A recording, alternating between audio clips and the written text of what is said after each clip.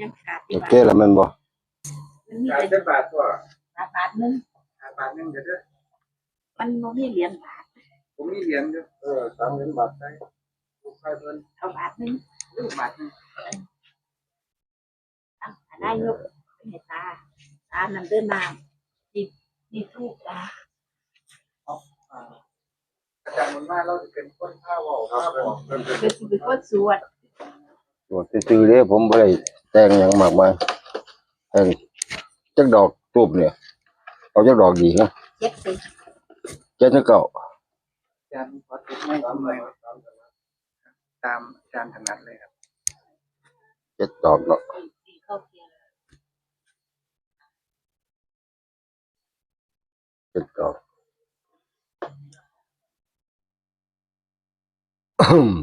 นะ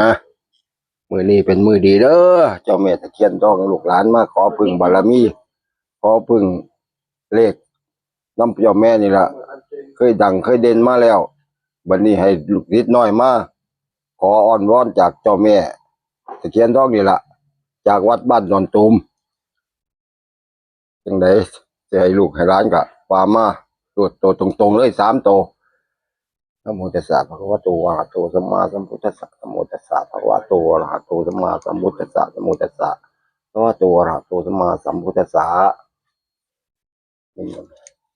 ปิติบูชาจะมหาราชาสัมภะเสน่หาอะระหังสัมมาสัมพุทโธมายาตรายามดีวันชัยมาราศีสวัสดีกาโพนะโมพุทธายะสาธุ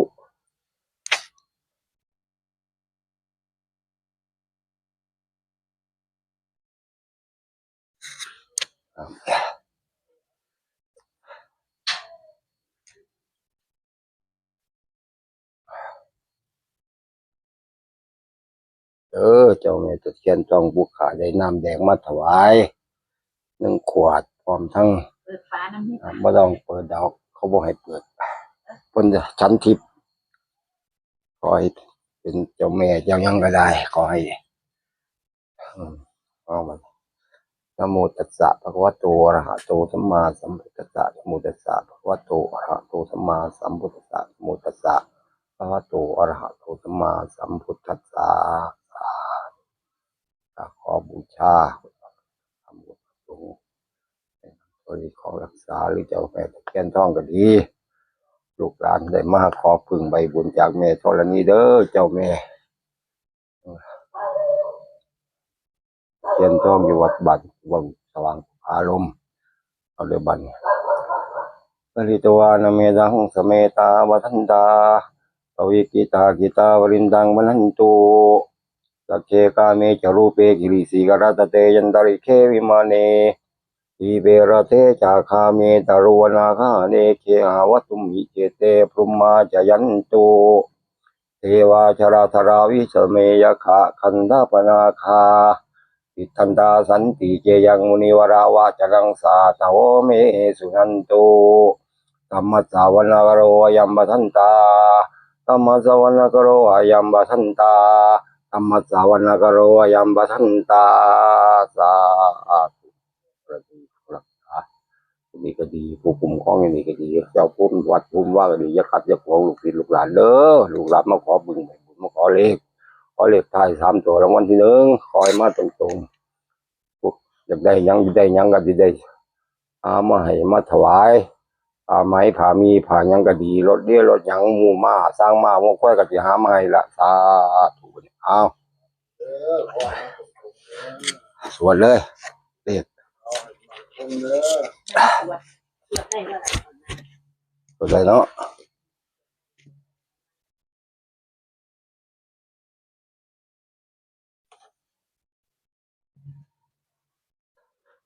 วิโสภาคัดขอเลยจะได้จันเลขวันที่ 1การสมดานจะพุทธวัฒน์มโนทวารนาคาลิกิ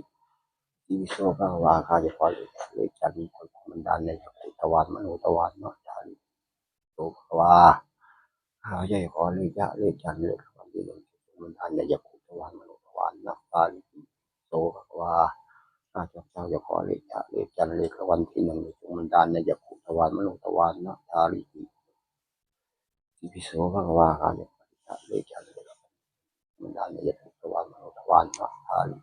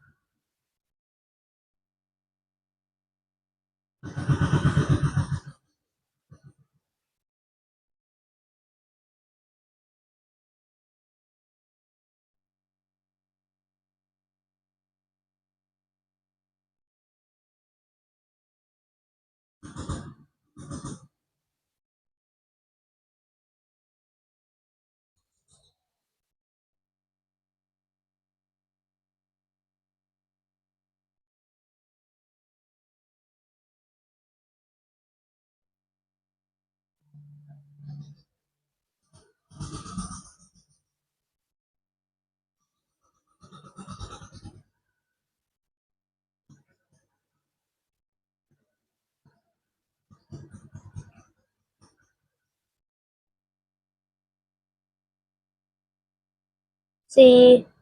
3เอาอีกเบิ่งเป็นแม่นเบิ่งเอาอีก4 5 3อีกซ้ำเบิ่งมันแม่นแท้บ่แม่นแท้บ่ถามเพิ่นเบิ่งแท้ ตัวใดแท้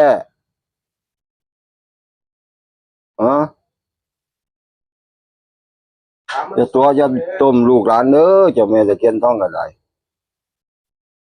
วางไหนแท้บ่แท้ ตัวใดล่ะ4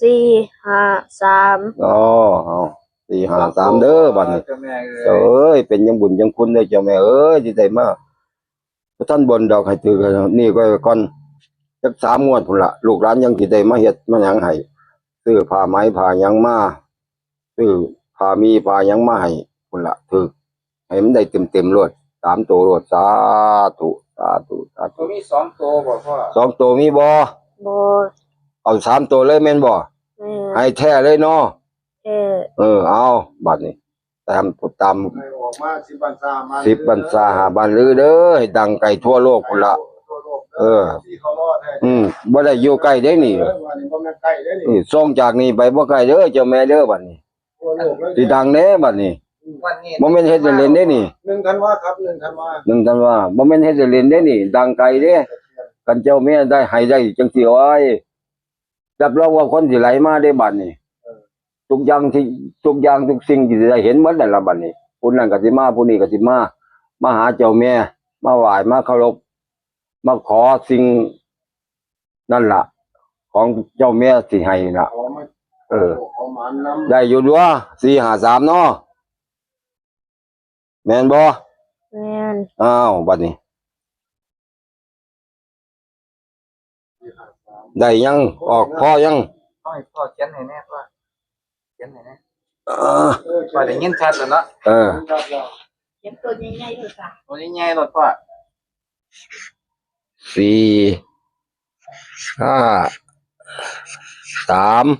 เอาเต็มเลยเด้อพี่น้องเอ้ยบัดนี้453จำเอาเด้อฟังเอาเด้อ ตาโคราช เออ พ่อถือไว้เลยพ่อ เอา โคราชหลานเนี่ยนะ ขอร่างจักหวด โอ้ สี่ เคาะตัว พ่อแล้ว เอาพระท่านออกจากร้าน โอ้โหเพิ่นบ่ทันออก ว่าสิให้นั่งอยู่นี่จะ หัน กับ มาทางนี้เบิ่งมาเนี่ยหันมาเบิ่ง นั่งกับเจ้าแม่อยู่นี่ซะบ่ จับดีๆเบิ่ง อันเลขสี่เขียนหางลงอีกแล้วพ่อ หางมันขวของมันบ่จากหางติอ่า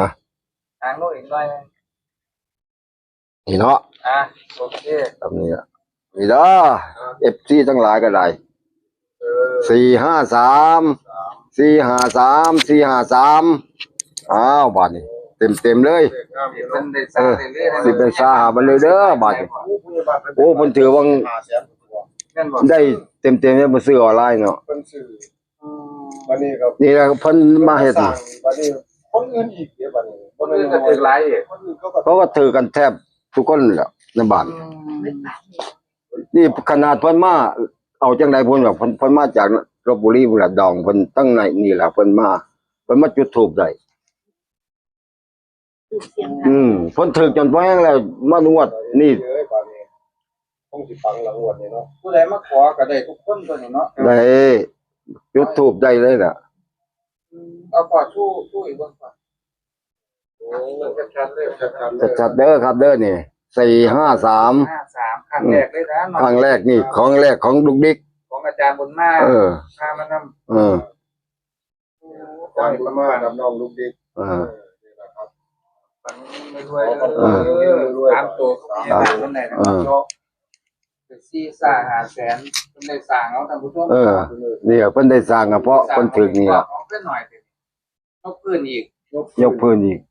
บ่หน่อยเด้อนี่หลายว่าเด้อ ตะ นี่ กี้ก็อยู่กับ ตั้งหลายแสนอยู่เด้อนี่ 6 เม็ดหรือว่านี่6 เม็ด6 เม็ด7 เม็ คือ ด มันสิ2-3แสนบ่พอ เนี่ยเอาขึ้นมาบ่แม่นน้อยๆเม็ดเด้เนี่ยลึก10กว่าเม็ดน่ะเขาเอาขึ้นมาเนี่ย ลึกขึ้นจากน้ำมันบ่ จากดินจากน้ำเนี่ยจะก็เขาถมได้ เม็ด จะเขาถมได้ยามใดแต่ไม่เฮายังบ่ทันโอ้จะเกิดแต่รุ่นใดบุนี่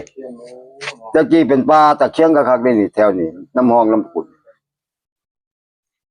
เอาแล้วเนาะบัดนี้เนาะเอา สีฟ้าให้เพื่อไว้นั่นเอง คือได้ยินได้กิตติศัพท์เพิ่นเนี่ยพอมีชาวบ้านเพิ่นได้เห็นเพิ่นจักเที่ยบ่พอ โอ้ยบ่เห็นนี่เขาว่าตอนขึ้นมานี่อยากขึ้นก็ยังเดียวนี่ จะขึ้นจังไดนะพ่อ อยากขึ้นจากน้ำอะอยากขึ้นจากน้ำมีคนมาเอาขึ้น พวกขุดทรายเขาเห็นเขาก็เอาขึ้นให้อยากขึ้นอยากไปอยู่ว่าซั่นว่า เพิ่นมาเข้าฝันบ่ เพิ่นฝันอยู่พุ่น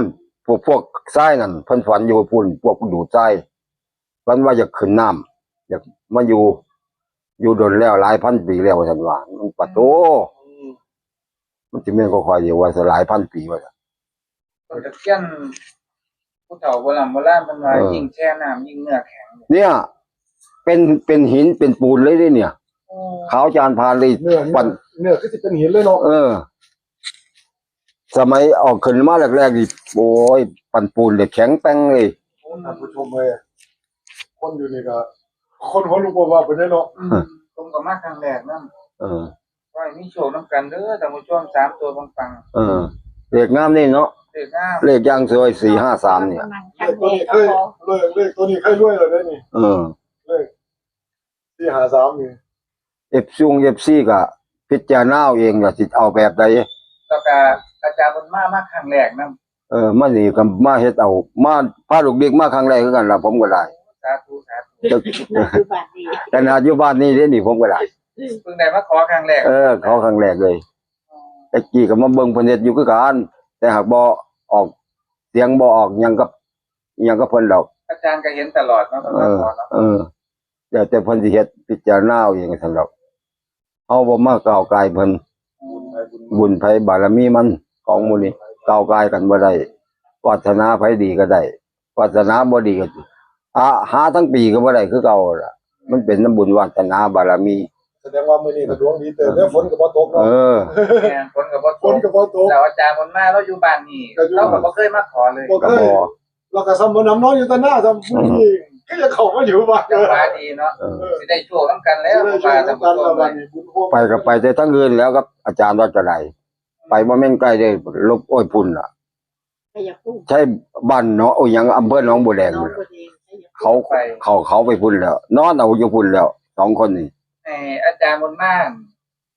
บอกแม่ตะเคียนเอามือลูกบอกเพิ่นจักหน่อยแน่ขอตรงๆในวันนี้เลขที่หา3เอาพอเป็นคนบ้านนี้เนาะ บอกเพิ่น พ่อบอกเก่าเพิ่นเนี่ย บอกเก่าเพิ่นลูกบอก เขาต เพิ่น รงๆทั้ง3ตัวรถบัดนี้ เอาดอกไม้ขึ้นไว้แล้วตาเพิ่นน้องลูกพริกมันเสียตังค์ให้แล้ว ต้องให้อาจารย์มนต์ม่านเราบอก เสียจังมา คนบ้าน เอา นี้ ดอกไม้กับปัจจัยที่2 บาทนำมาขอถูกมีขันก็นี่เลยสวยจานแล้วก็ โดยการนะก็หนาเพิ่นนั่นวางก็หนาเพิ่นจะได้ดอกวางก็หนาเพิ่นโลด เนี่ย มีจาน นี่ก็ได้ตัว วางโลดกับปัจจัยที่2 บาทนำมาโลดกับถูกเทียนนั่นเอาใจ นี่เนาะ แตงมาขอน้ำเพิ่น ถูกเทียน เอาไปถาม อ๋อ หรือเอาลูก เจ้าแม่ตะเคียนต้องก็ได้ลูกหลานก็ขอลูกขอหยังเอาโชคนำให้ดังให้เด่นให้อยู่ให้เห็นเป็นจังหวะน่ะให้ได้จังเลข3ตัวของน้องลูกดิกนั่นล่ะ453ให้ออกมาตามเป้าหมายชาวบ้านชาวเมืองเพิ่นก็สิได้มาจุดมาไหว้มาเคารพนอบน้อมมาหาสิ่งดีๆมาให้มาต้อนละสู่สุดไทยสุดหยังเพิ่นก็สิหามาให้ดอกคันมันเป็นได้แต่แท้ๆน่ะโอ้ยืนงามแต่เนาะเจ้าแม่นี่ก็ได้ใส่ชุดสีเขียวผู้งามอีหลีอย่างไดก็ได้ดอกกันได้ตัวนี้ปึ้งมาแล้วได้แท้แน่นอนล่ะ เอาคนขึ้นนี่ก็มีตัวนี้ ที่หยังบ่ นี่เลขขึ้นนี่ก็มีตัวนี้ พ่อเห็นเลข นี่เดี๋ยว แหน่อย่าไปนี้ นี่แน่ พ่อเห็นตัวใด ตาลูกวะ นี่ เห็นเลขตัวใดก่อน เดี๋ยวนี่ จะเบิ่งให้ผมเบิ่ง นี่พ่อเบิ่งมา โอ้เดี๋ยวเบิ่งอ่ะ เห็นบ่น่ะในกล่องอ่ะ ก็ยังเป็น357 เป็น35เด้อ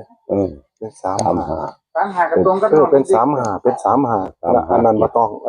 เลยนี่เป็น35 อัน เลย นี้เอากับเป็น1 นี่ตัวนี้เป็น4เลยนี่เป็น4มานี่ตัวบักใหญ่เลย4ตัวนี้ตัว3นี่ 350โอ้3 4 มันสิกลับบ่อย่ากลับแม่ บ่กลับดอกบ่กลับ4ขึ้นก่อนอยู่แล้ว โอ้งาม 4แล้วกลับตัวอีหลีว่ะ435อันนี้เลี้ยงเนาะ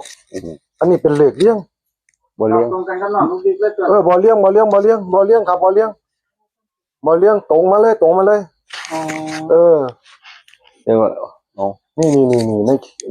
แม่นอยู่น่ะ แม่น่ะนี่ตัวนึงนี่เห็นบ่นี่อาจจะเลข2ตัวอยู่บ่ 453 3ตรงกับน้อง ครับตรงกับน้องดุกดิกตรง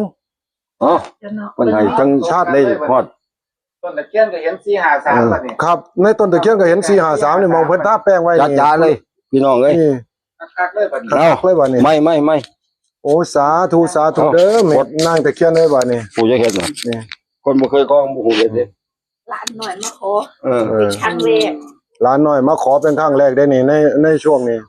ขอให้ปังๆเด้อเจ้าแม่เอ้ยนั่นนี่ เพิ่นหายบ่ลูกโอ้เพิ่นใจดี ใจดี ตะเคียนเพิ่นบ่ให้ ปิดไปดิอันนี้ เพิ่นบ่ อันนี้ของใคร มาเก็บขา ของอำพล ตาเพิ่นก็ เก็บก่อน เก็บสามแล้ว ได้แล้วเตรียมตัวบัดนี้ เพิ่นให้ ครับเพิ่นก็ให้แล้ว พ่อก็บอกแล้วเนาะอาจารย์บุญมากก็บอกแล้วเราก็เข้าบ้านนี้นะ เพิ่นก็คนบ้านนี้มาขอครั้งละเป็นครั้งแรกซ้ำ เคยมานี่ก็ บ้าน คน นี้ เนาะ เนาะ เป็นท่านเงินมันมากเอาแล้วแต่คน ไอ้คือคุณยายบ้านมันถือได้ที่500,000เนาะวันนี้3ตัวตรง สามตัวตรงๆเนี่ย ๆ453นะครับ เจ็ดสีก็สิได้ ก็ ไทยก็สิได้ ให้พิจารณาเอาครับผม คือใน ผมก็บ่ได้จ่ายเก็บพอไว้ก่อนให้ FC นะ อ่ะเอาไว้พรนะ เอาไว้ก่อน ผ นะ ม เอ เล อย ครับว่าบอกอวยพร FC ขอให้เพิ่นมีโชคมีลาภนั่นล่ะเออ เจ็ดสีก็ได้ขอให้ท่านมีโชคมีลาภเด้อเลยสมหวังปรารถนาเลขก็จังได๋จังซั่นล่ะให้เพิ่นได้อยู่ได้ดีมีสุขทั้งทุกสิ่งอย่างได้ก็จังว่าแหละคิดน้ำเพิ่นพวกผมบ่มีปัญหาหยังดอกสีก็ได้นั่นล่ะเอา ฮะ ก็ โอเคนะค เจ รับ ริญขอให้เจริญเด้อไอ้พี่เด้อให้โชคให้มันทุกคนครับ ใกล้ ท้าย ใกล้ คลิปนี้ก็ขอให้ FC สุขุสุขคน